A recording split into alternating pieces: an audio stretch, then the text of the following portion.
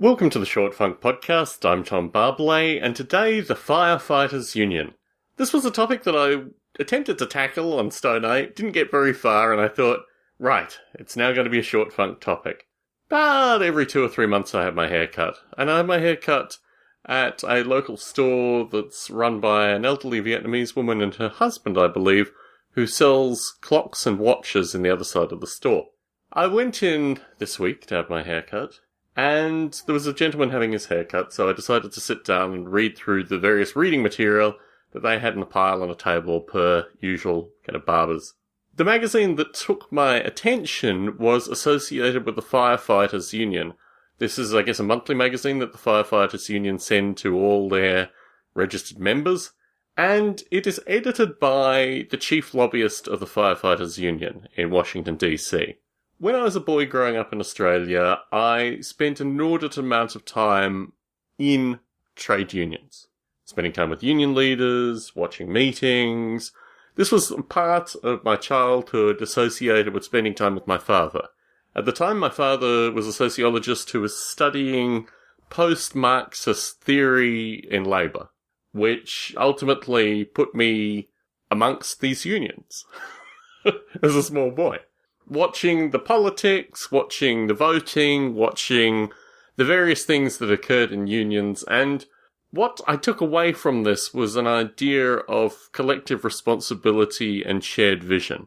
Through my late adolescence, I spent time with a union leader's son, and saw a different view through that. Saw folks turning up from Cuba with boxes of cigars, and a variety of kind of strange things that indicated probably more associated with deep union corruption, and ultimately that the folks who were heading the unions were genuinely troubled, and really akin to what I later came to know as Tony Soprano.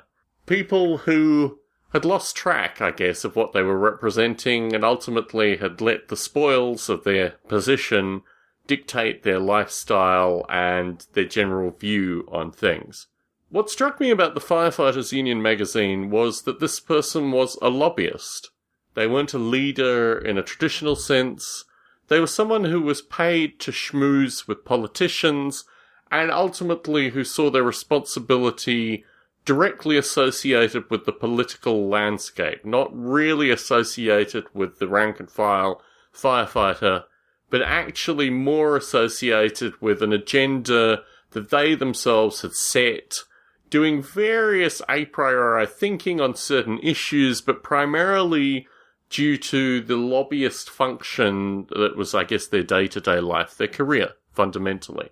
One of the things that caught me through this was internet sales tax, and the fact that the Firefighters Union was very heavily lobbying that internet sales tax would go into effect, and it would be representative of the proportional sales tax in the area concerned, with the view that because local businesses were not getting tax revenue, because local states were not getting tax revenue, because a lot of these internet tax things are about the internet companies paying the tax directly to the state, not through local businesses, which kind of puts a little wrinkle in that narrative. But anyway, returning to this idea that somehow the states were losing out on money based on folks buying stuff on the internet, and it was the Firefighters Union's responsibility to make sure that there was a broad internet tax that would bring back money to local communities that would then go into employing firefighters. And I thought this was a very curious a priori representation of quite a complicated issue. And a decision had basically been made without any general discussion, maybe approaching internet businesses, maybe a degree of education associated with what the topic actually meant in terms of implementation. And instead a position was taken that then the Firefighters Union members, where their union dues, were going to basically lobby for this thing.